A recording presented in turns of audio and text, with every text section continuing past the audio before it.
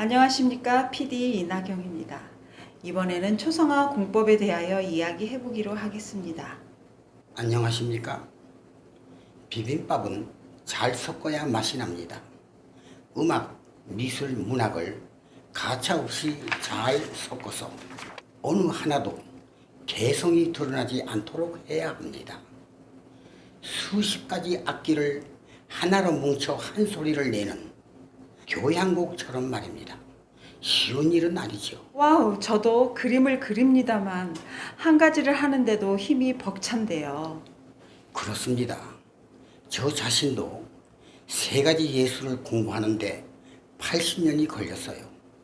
공부한다는 것은 힘든 일이에요. 에너지가 빠져나가고 지칠 때도 있습니다. 어떤 때는 매너리즘에 빠질 때도 있어요. 몰입의 궤적, 온몸이 소용돌이 치고 우주가 뒤틀리듯 마음이 휘청거릴 때도 있습니다. 초상화 한 장을 그릴 때도 마찬가지입니다.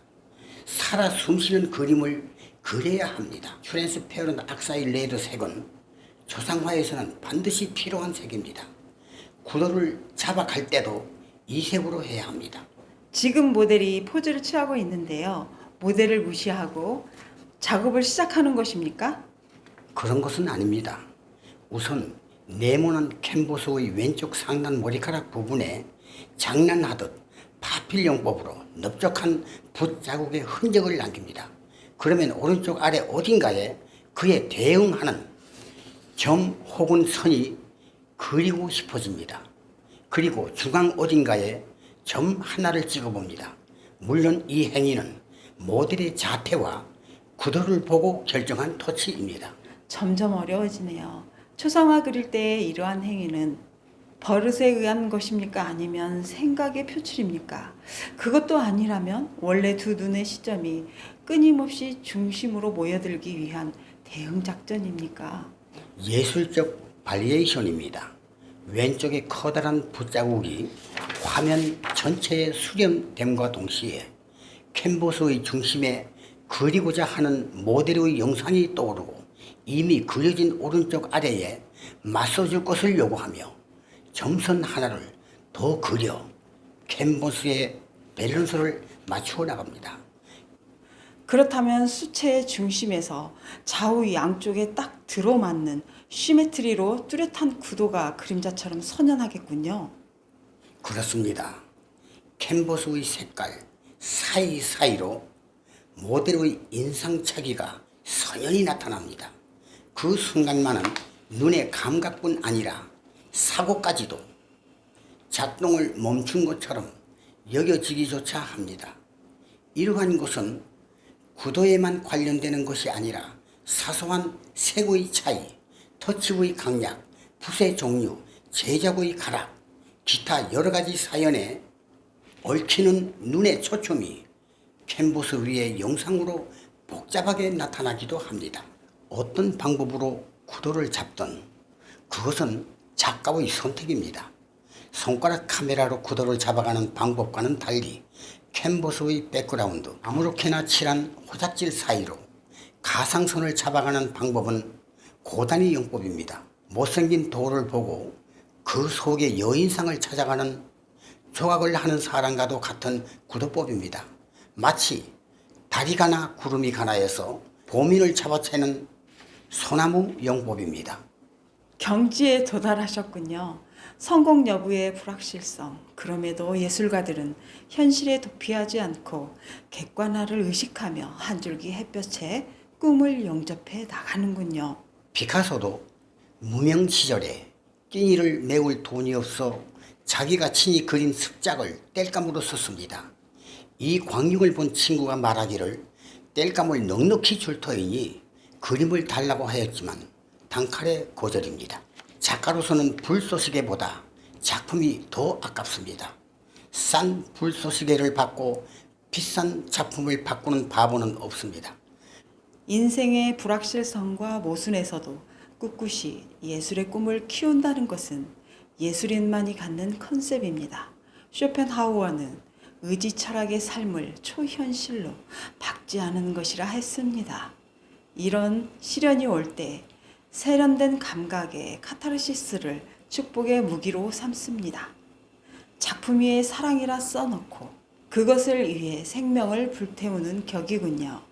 트롤산의 마왕을 만난 페루긴토의 주인공처럼 불확실한 위협 속으로 돌진하듯 작가는 온몸을 퍼득이며 붓자국을 냅니다.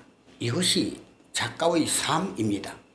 솔베지의 토탄의 화석과 같은 삶도 그러했고 미켈란젤로의 천지 창조에서도 그러했습니다. 분노의 불을 붙일 혈기왕성까지도 불사합니다. 이것이야말로 애완의 시간을 땀 흘려 조각하는 행위 예술입니다. 그림을 이러한 마음으로 창조해 나가는 작가의 정신처럼 그림을 감상하는 관객의 마음도 그렇게 접근해 나가야 합니다. 그림의 특성은 스트레스를 해소하는 특성이 있습니다. 그림 속의 색깔을 보노라면 금방 그림이 친구가 되자고 다가옵니다. 빨강색, 노란색, 파란색이 나의 마음에도 있기 때문입니다. 이 그림을 보십시오. 동그라미 4개의 겹친 부분은 공감대입니다. 겹쳐지는 부분에 나타난 삼원색은 인간의 마음에 누구나 가지고 있는 마음의 색채이기 때문입니다. 렘브란트의 그림은 색보다는 온통 어둠으로 깔려 있습니다. 그럼에도 그의 그림을 많은 사람들이 좋아하는 이유는 무엇일까요? 사람의 마음에도 누구나 어두운 부분이 있기 때문입니다. 가장 짙은 어두움의 한 줄기 빛은 렘브란트 그림의 특징입니다. 요사이 독거노인들이 늘어나고 있습니다. 미리 재산을 아들에게 물려주자 천대받기 시작하고 구타까지 당한다고 하네요. 그것도 모자라 먼 지방에 여행하며 낯설은 곳에 버리고 온다고 합니다. 버려진 노인들은 굶주림에 견디지 못하여 자살을 합니다. 대한민국의 자살률이 세계에서 제일 높은 이유는 노인들의 자살이 원인이라고 합니다. 거짓말 같은 사실입니다. 교육열이 강한 한국의 부모들은 자녀에게 공부만을 강요합니다. 그 덕택에 변호사도 되고 의사도 되어 성공을 했는데 부모에 대한 원망과 스트레스는 그대로 남아 불효자가 됩니다. 그런데 렘브란트의 그림 중에는 해명되기 어려운 특징적인 한 인물이 있습니다. 시체를 내리는 푸른 옷을 입은 사람입니다. 그의 얼굴을 보면 우리는 바로 그가 렘브란트임을 알 수 있습니다. 시대는 다르지만 이 화가는 십자가에서 내리는 장면을 그리면서 거기에 자기의 흔적을 남겼습니다. 모든 사람들이 그렇듯 사람들은 흔적을 남기기를 원합니다. 예수님도 천지를 창조하시면서 사람들에게 자기의 흔적을 남기셨습니다. 인류는 하나님의 자화상입니다. 인간은 하나님을 닮도록 창조되었기 때문입니다. 에베소 2장 10절은 인간은 하나님이 지은 작품, 포에마라고 읊었습니다. 렘브란트가 십자가에 자기의 흔적을 남긴 것은 참여와 흔적을 패러디한 것입니다. 어느 책자에서 이런 글을 읽었습니다. 로마의 군인들이 내 주님을 십자가에 못 박을 때 너는 어디에 있었습니까? 그렇습니다. 우리는 거기에 있었습니다.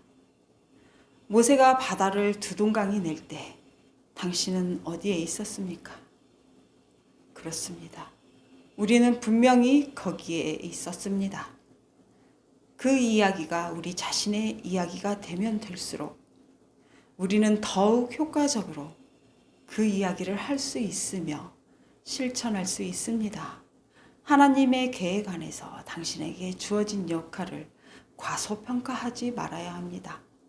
당신은 한 사람의 그리스도인으로서 독특한 증거를 보여주어야 합니다. 여러분 어떠셨는지요? 계속 좋아요와 구독을 눌러주시면 감사하겠습니다.